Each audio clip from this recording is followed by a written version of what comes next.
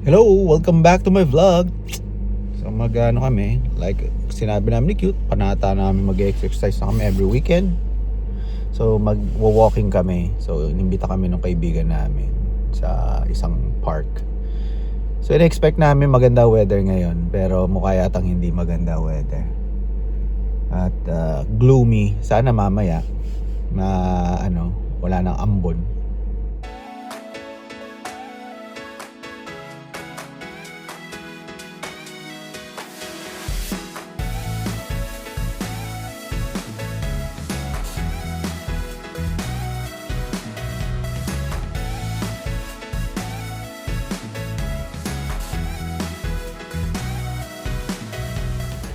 Weather namin, no? Grabe. Hindi ko alam kung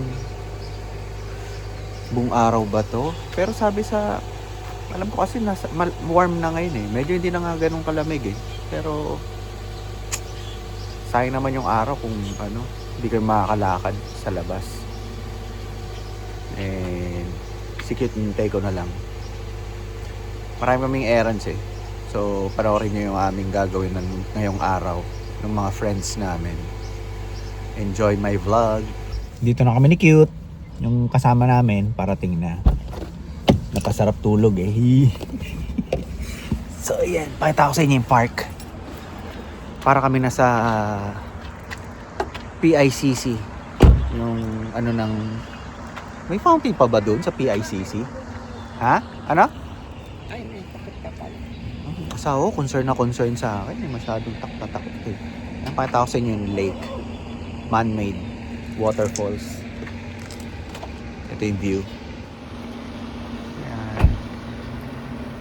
Mag-walk kami dyan. Akit inikit yun yung bundok na yun. Ano ang sabi mo dyan? Yan. Tapos mag-i-swing si Cute. Tapos magsiswimming ka si Cute. Yan. Maliit na part lang. May mga tao rin naka dito. Let's see. Yan doon sa lake pwede ka maglakad doon. Malapit. Yan. Diba? Malamig ka. Malamig nga eh. Yun siswimming kami mamaya dyan ni Cute.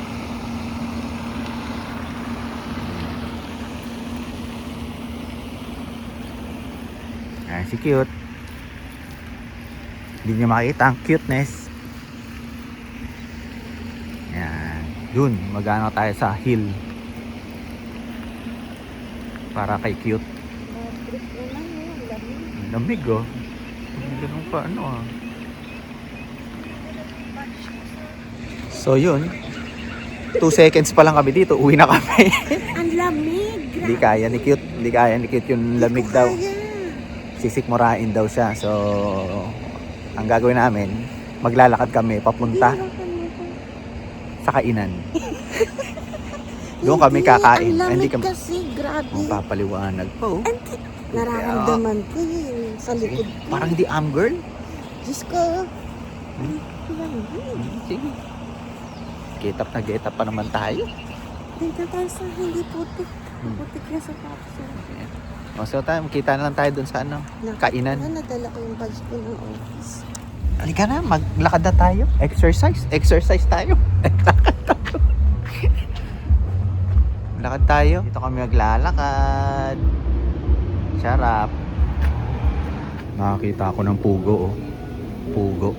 May pugo. Yan mga mag-e-exercise Ito Exercise dito. Exercise dyan. Mag-exercise. Yan, kung nag-jogging kami yan. Hirap mag-jogging, no? Ubus ang dalawa. Lupit Pawis kayo Hirap na hirap. Nauhaw ka ba? Oo. Mga ilang kilometrong nilakad mo? Mga 2 kilometro. 2 kilometro, lupit Sarah Gia. Busog Next time huwag tayo magpaplano mag-jogging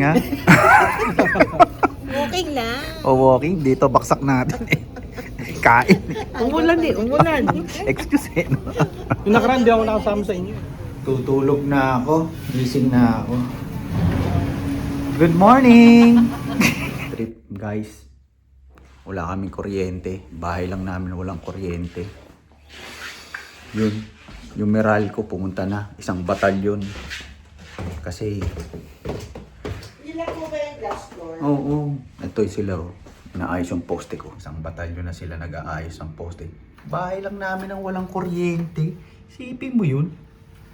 Ang magaling dito. Hindi naman kami tumawag na Meralco. Biglang may tumawag. Sinabi, wala ba kayong kuryente? Ang galing na-detect nila. Natin sila dudong dito. Buti na lang, hindi ganun kalamig na. Kasi kung winter yan, tas wala.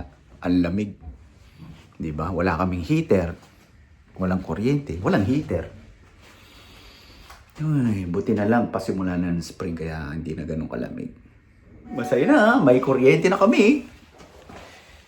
Ayos ba, cute? Nakapagbayad ka na ba ng kuryente? Uy! Stop dito tayo dyan! Takot ko lang yan!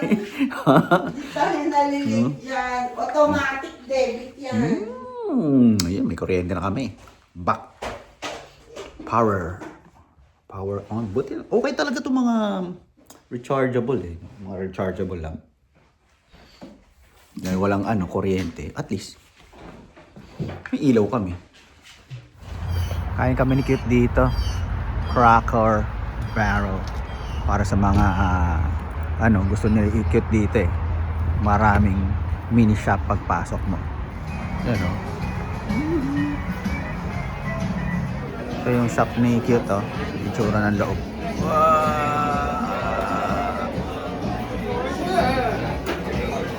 Waiting kami 25 minutes daw.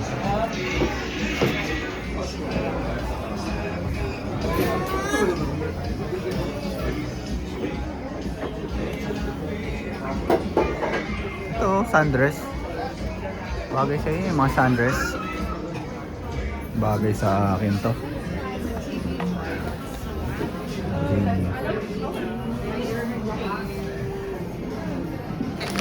Nabili mo? Binili ko to para sa'yo. Hindi ko to binili para sa akin. Ang sweet naman. Dahil favorite mo to. Pero kinuha ko lahat ng nandun. Nostalgic yan ah. Tiny beads are in there.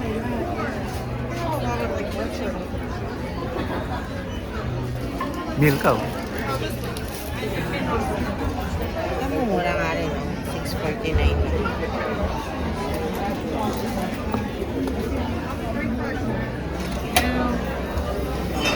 I feel like you won't feel strong enough.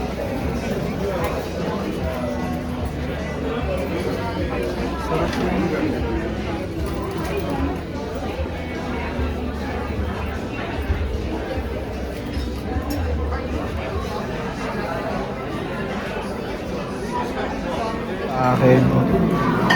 Ito kay Cute. Ang dami. Busog ka na, Cute. Parang hindi ka busog ah. Parang hindi masaya si Cute. Hindi yan yung mga gusto niyang pagkain eh. Hindi ko nga type eh. Hindi mo type.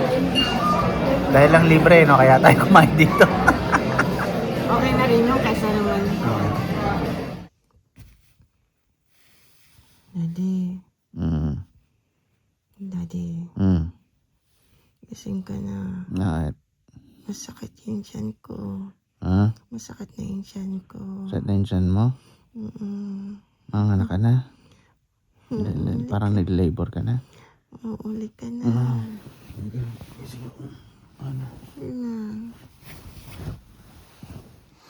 Hello, good morning. Si Cute, nagle-labor na. So, punta kami sa ospital. Mag-ayos lang ako. Dadalhin ko siya sa ospital. So yan, ito niyo yung bago naming baby. Time check, 5 a.m. na. So 5 a.m. na. Punta kami ng ospital na ni Cute. Kasi nga, sumasakit na yung tiyan niya. So, tumawag na kami sa ospital. Ready na sila doon. Tanggapin si Cute para sa niya. Kasi nga, sakit na ng tiyan niya sobra. So, bigyan ko yung update kung anong mangyayari sa delivery ni Cute.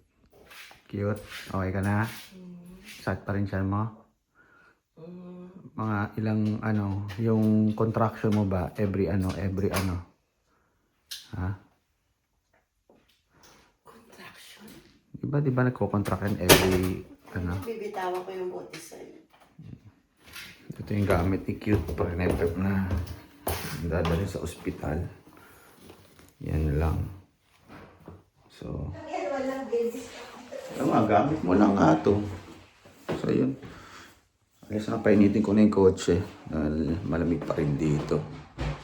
Teka yung salamin ko. Natataranta tuloy ako. Kung yung salamin ko. Ano, Cute? Halika na. Sat na yung tiyan mo ba? Halika na. Let's go. Patay mo yan. Ayan na si Cute. Papunta na kami sa emergency. Kausap lang yung kamag-anak niya. So, yung contraction daw ng tiyan niya every 5 minutes. So, ilang cm na kaya to? Ayan. So, mag-check-in lang kami dito sa hospital. Ito yung hospital namin, Virtu Health. So, yan. Hi, Cute. Nervous ka ba? Hindi naman. Oo, na yung pangalawang panganganak mo lang to eh. Sabi. Hindi pa namin alam ano gender ng baby namin kasi Lokohin yung mga tao. kasi gusto namin pagka-deliver ng baby. Hindi na malalaman yung gender. So yan, check-in muna kami. Abangan ang panganganak ni Cute. Dito. Ayan, no? Parang hindi pa alam kung paano pumasok ah. Sige, pasok na. Maipit ako eh. Ha? Walang ipit. Ayan, sige. Bye, Cute.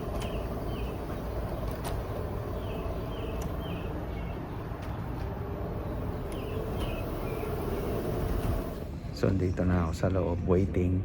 Si Cute, wala, nandun na sa loob.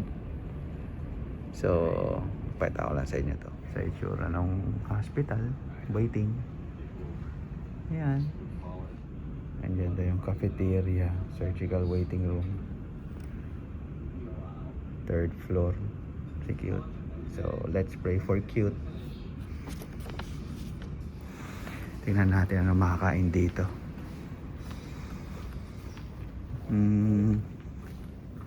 Snack. Wala naman makakain maayos. Tubig na lang ako. Oh, kape. Time check. Almost 6 AM na. So, matagal-tagal yan. Siguro depende sa pagle-labor ni Cute. So, tignan natin kung makikita natin siya sa recovery. So, let's see. Hi, Cute. O, sana ready na tayo sa bagong baby natin. Magkakapatid na si Ethan. And so excited. Baby yan, 49 years. 49. Late baby na to. Natalo ko kasi po ako ang dito. Grabe. Ano yung contraction mo? Ilang cm ka na? Hindi ko pa nakausap yung OB-GYN tsaka yung Mamaya pa. sige. So, hintayin natin. Preparation na si Cute. So, pag natin, saan natin ilalagay yung bagong baby? Sasabihin natin doon sa panganay natin, bumukod na siya. Ano kaya yung gender nun? Hindi tayo nag-gender reveal eh. Grabe. Ano ba talaga? Dito na kami, waiting for Cute procedure. So, sana okay na. Oo. Papagupit muna ako habang nag-aantay si Cute kasi matagal ito eh. So, marami rin ako gagawing errands habang nag-aantay kay Cute. Ba't ganito yung una, no? Parang may mali. Parang may itsurang hindi tama. Una na yung ganda pero nasa gitna mukhang hindi. Grabe ka talaga. Tulog mo na si Cute. Matagal pa yung preparation. Anong oras kaya to Ali? Kukunin na ni Doc. May hilab na rin siya niya eh. Pumutok na ba yung water bag mo? Hindi pa eh, no? Baka masisaryan ka, mahal ah. Oo. Alis muna ako ah, mahal. Tawagan na lang nila ako pag lumabas yung baby natin bago ha. Kain muna ako, tapos magpapa-inspect muna ako ng kotse at papagupit ako. Bye-bye. Gawin mo na lahat ng gagawin. I'll be back soon. Pagkatapos, So, balikan ko muna si Cute mamaya. So, magpapa-inspect muna ako ng kotse ko. Tapos pagupit ako. Mamaya pa naman mga anak yun eh. Nasa ano pa siya, waiting. Ganun talaga dito, matagal ang procedure, preparation. So, tumawag na yung hospital sa akin. Tapos na raw yung ano ni Cute. Nanganak na raw siya. Eh, nandito pa ako. Nag-aantay ako sa pagupit ko. Kakatapos ko lang sa inspection ng kotse. Pero nasa recovery room pa naman siya. So, maya-maya pa lang dadating yun. So, siguro mataos ako dito sa barbershop ng siguro. Kasi ano pa lang eh, 8:30. Dadating yung barbero ko, 9 siguro. Siguro mataas ako 9:30. Nasa hospital ako ng 10. Mga ganun. 11 siguro lalabas na si Cute. Okay, bago gupit na tayo, kukunin lang natin yung ano ni Cute. Breakfast. Punta tayo sa First Watch. Favorite niya. Breakfast. More kinuha ko yung ano ni Cute. Breakfast. Dito na tayo sa hospital at si Cute ay discharge na, nanganak na siya. So, kanina pa tawag yung hospital nila. So, kapin na natin si Cute para madali na natin sa bahay. Mag-uwi na. Ayan na si Cute. Titingnan na natin. Sana okay si Cute. Makalakad. Hello Cute. How are you? Ano sa yung baby natin? Ito na yung baby natin. Are you in pain? Ha? Okay. Nakauwi na kami ni Cute. Nandun si Cute. Nagpapahinga na. So, masakit yung tahi niya. So, kinuha ko na rin tong prescription niya, yung painkiller niya. Oxy niya, parang ganon. So, yun. Yung surgery niya kasi is para sa ni-remove yung gallbladder niya. Eh, ngayon ko lang nalaman na ang cause pala nung gallbladder niya is yung mga gallstones niya is because hindi dahil sa fatty foods. Ano yun, sabi ng doktor is hereditary. Kasi mami niya rin daw na operahan sa ganon. So, ganon rin pala. Isa sa mga causes rin pala nun is hereditary. Hindi lang dahil sa lagi ako kumakain ng mamantika. Hindi raw dahilan din daw yun. So, yun. So, hopefully makarecover si Cute ng mabilis para may maglinis na ng bahay. De joke. So, kasi nasasaktan siya. So, sabi ng doctor, one day daw uncomfortable ang kanyang pakiramdam ngayon. So, sana mawala yung sakit niya at makatulog siya at makapahinga siya. So, yun. Ako muna mag-aayos ang bahay at lahat-lahat. So, see you on my next vlog. Bye!